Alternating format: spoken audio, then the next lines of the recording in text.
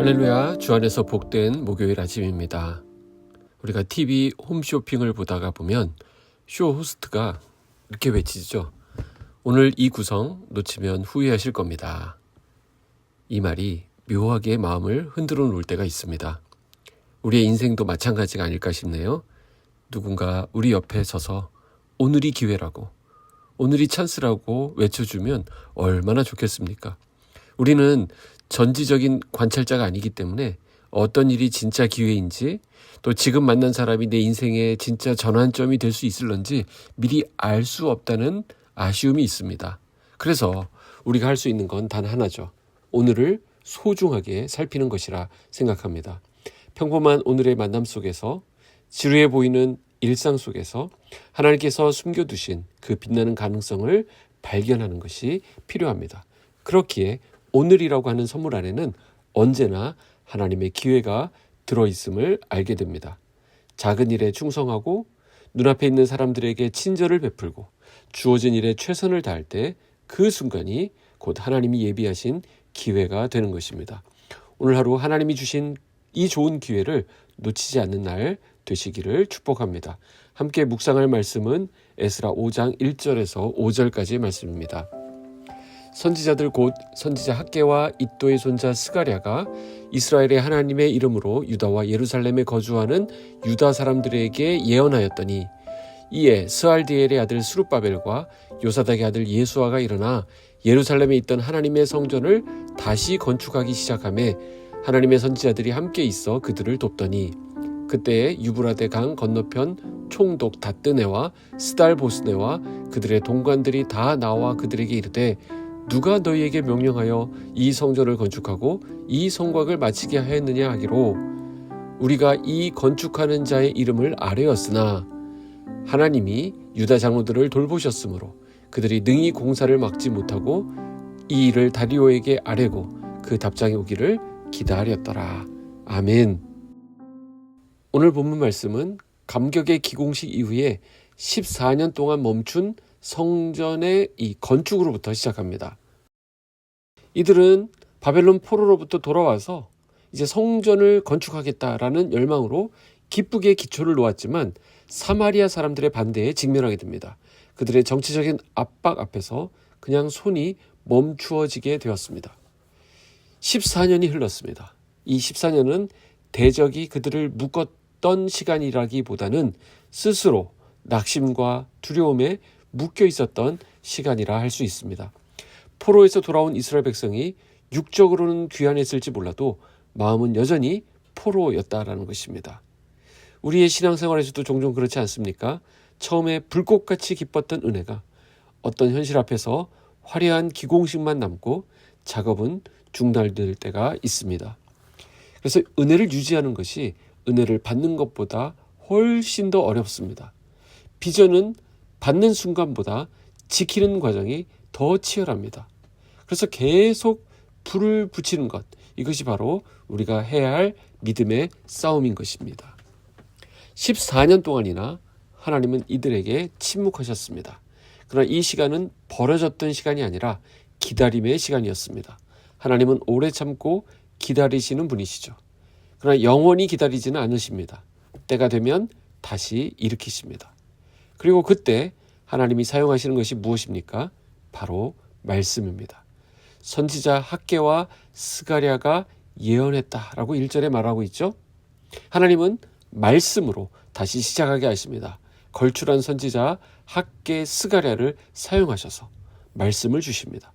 마치 천지를 창조하실 때 빛이 있으라 하셨던 것처럼 혼돈과 공허 가운데 있는 이들 가운데 말씀을 넣어주셨습니다. 자, 말씀이 임하자 어떻게 되었습니까? 2절에 보니 스룹바벨과 예수아가 일어나 건축하기를 시작했다라고 말하고 있죠. 말씀에 반응하는 단 한 사람, 단 한 지도자의 순종이 침묵하던 공동체를 다시 움직이게 했습니다.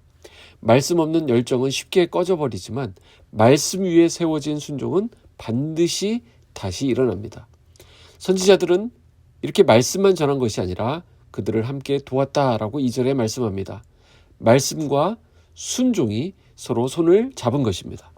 하나님의 말씀을 맡아 전하는 예언자들이 성전 건축 현장에서 몸으로 수고하는 이들 곁에 함께 거합니다. 때로는 말씀으로, 때로는 몸으로 함께하면서 그들을 도왔던 것이죠. 때로는 10마디의 말보다 한 번의 순종이 더 큰 권위를 가지게 되는 것을 봅니다. 자, 선한 일이 시작되자 이제 또 공격이 찾아옵니다.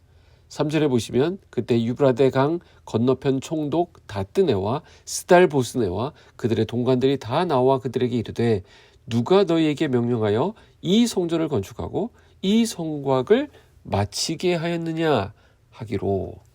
자, 벌써 말투가 기분 나쁘지 않습니까? 비아냥거리는 자들의 아주 그 특유의 기분 나쁜 말투가 여기 그대로 들어 있습니다. 근데 이런 말을 하는 이 사람들의 이름도 참 그렇지 않습니까?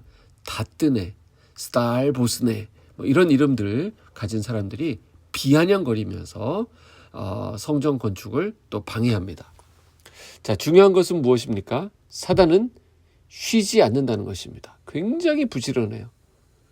예, 그때도 와서 방해하더니 지금 또 와서 방해를 합니다. 그러나 이전과 다른 점이 있는데요. 지난번에 있었던 공격과 이번에 받게 되는 공격은 확연한 차이가 있습니다.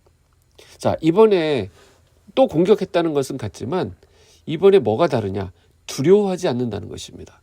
어째서 그럴 수 있을까요? 하나님이 그들을 돌아보셨다라고 하는 이 믿음 때문입니다.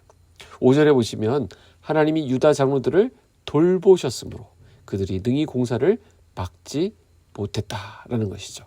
이게 중요합니다. 자, 문제가 사라진 것이 아니잖아요. 문제가 그대로 있습니다. 또 찾아왔습니다. 그런데 그 문제보다 크신 하나님이 보이는 자리로 그들이 옮겨간 것입니다. 자, 우리는 문제 앞에서 계속 맴돌게 되면 그 문제에 짓눌리게 됩니다. 문제를 향해 칼을 뽑아도 역시 지칩니다. 그러나 시선을 하나님께 들면 우리는 그분 편에 서게 되는 것이죠. 그래서 그분은 결국 우리를 승리로 이끌어 주십니다.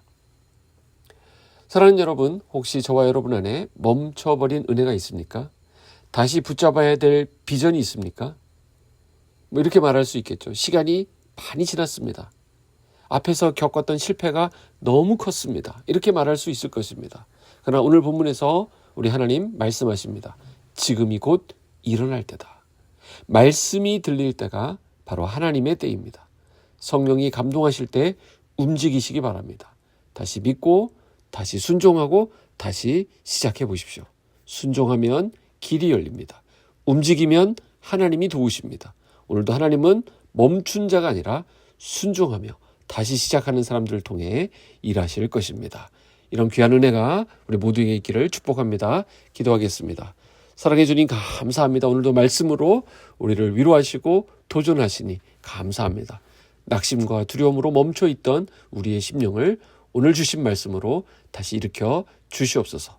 오늘 다시 순종하게 하시고 말씀 앞에서 일어나 주님께서 예비하신 자리로 온전히 나아가게 하여 주시옵소서. 예수님의 이름으로 기도하옵나이다. 아멘.